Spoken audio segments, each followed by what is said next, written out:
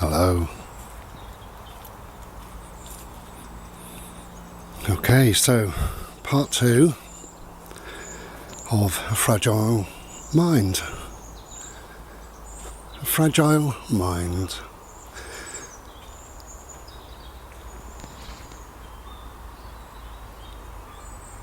So my belief is that we've all got, or all capable of having a fragile mind, of having a few wobbles, of suddenly going off on a tangent or experiencing something that we never thought would come our way. And especially men, we think we're stronger than we are.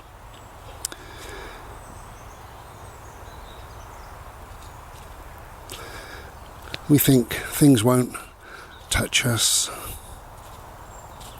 Things won't come our way. We're stronger than that. And it's all the usual that we've been fed over the years. Boys don't cry, grow some balls, be a man. You know, we're supposed to be the strong, silent type. You don't need to talk about your problems. What problems? You're a man, you don't have problems, you know. And it goes on and on and on, and then we see that the suicide rate in men is astronomically high, because a lot of them believe the rhetoric of, you know, strong and silent, boys don't cry, and keep your feelings to yourself, shut up, you know. And sadly, same as the stigma of mental health, there is a little bit of that going on still, you know. I watched he calls himself a famous YouTuber. Are any of us famous? I don't think so, especially if we do YouTube. That's like the lowest of the low, isn't it? You know, if you want to class it as fame, you pick up a camera and speak, it doesn't make you famous. But he was saying in one of his recent videos that, you know, men need to shut up and grow a pair. He said they need to stop relying on their friends, stop talking to their friends and bringing their friends' mood down. Fancy saying that?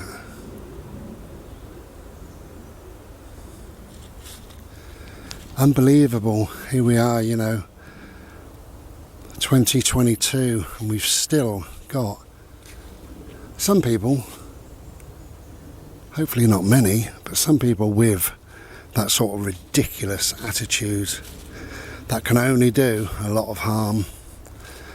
And if this famous YouTuber, if somebody's watching him and they're very fragile in their mind, what might they do on the back of that? Shut up, be a man, keep things to yourself, don't talk about your problems, and don't bring others down to your level. What damage might that do? You know, you can view it how you want to view it. I see things how I see things, you know, but all this rubbish that, you know, boys don't cry, or keep it to yourself, be a man, whatever. I see it differently than that. I see that there's not a lot of difference between male and female. Yeah, on the whole, men are taller, men are stronger, you know, men are more silent, men are more miserable, men don't open up like women do, and it goes on and on and on. However, the brain, men and women have thoughts, men and women have feelings. Those thoughts, those feelings are enough to make you cry sometimes. We both have tear ducts. We're both capable of crying, both capable of laughing, both capable of being scared, of feeling lonely, feeling upset. Words can hurt sometimes. Admittedly, less with men than women, but words can hurt. And if you're in a fragile mind state, then words like this famous YouTuber said can be enough to end somebody's life. It's that serious. Now I speak from a place of losing 2 of my friends to suicide, attempting suicide myself 3 times. I'm not very good at it. And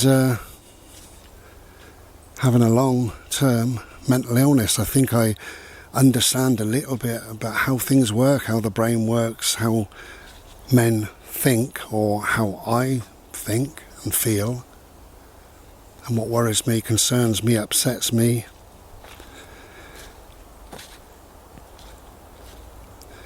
So we've got to think about what we say. It's ridiculous. Throwaway comments can cause a lot of problems.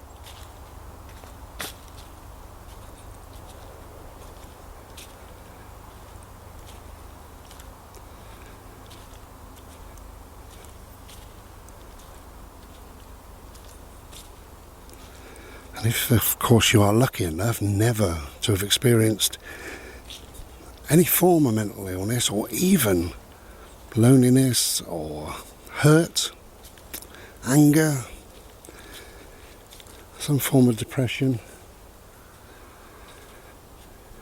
if you're really lucky never to be stressed ever in your life, then, well, I'm amazed, because we all have a certain amount of stress.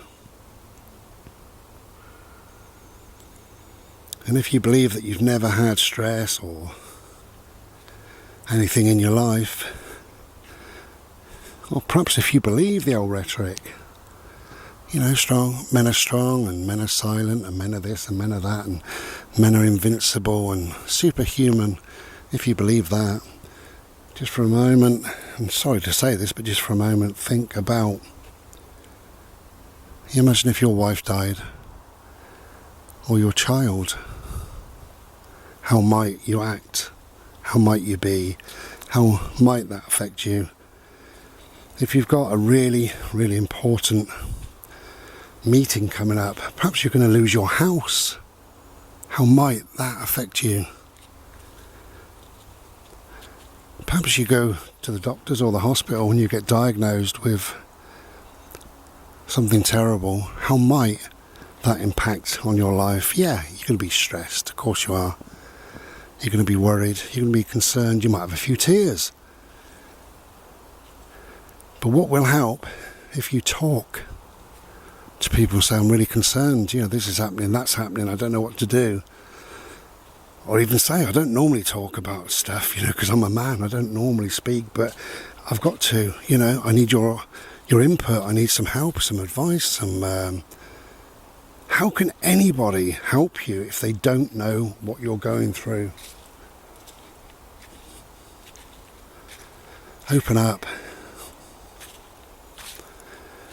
Ignore the arseholes, the famous YouTubers and stuff that say, perhaps, I don't know, depression isn't real or whatever. Or be a man. Or don't drag others down to your level. What a thing to say. Open up. Speak. Share.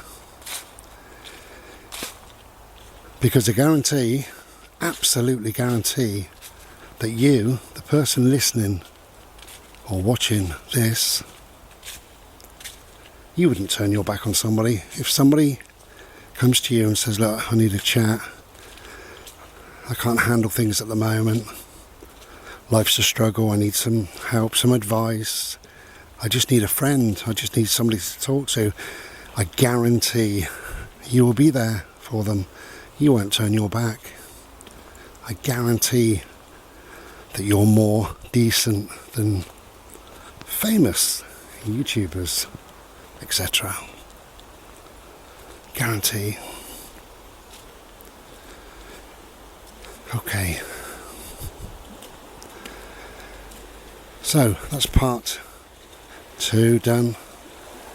I'll see you in part 3.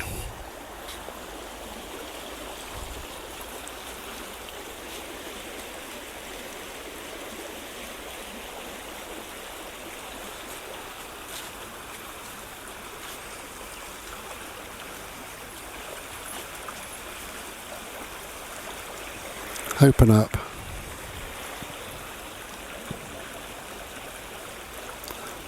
We were born with a mouth and ears and a brain. We should be able to use all 3.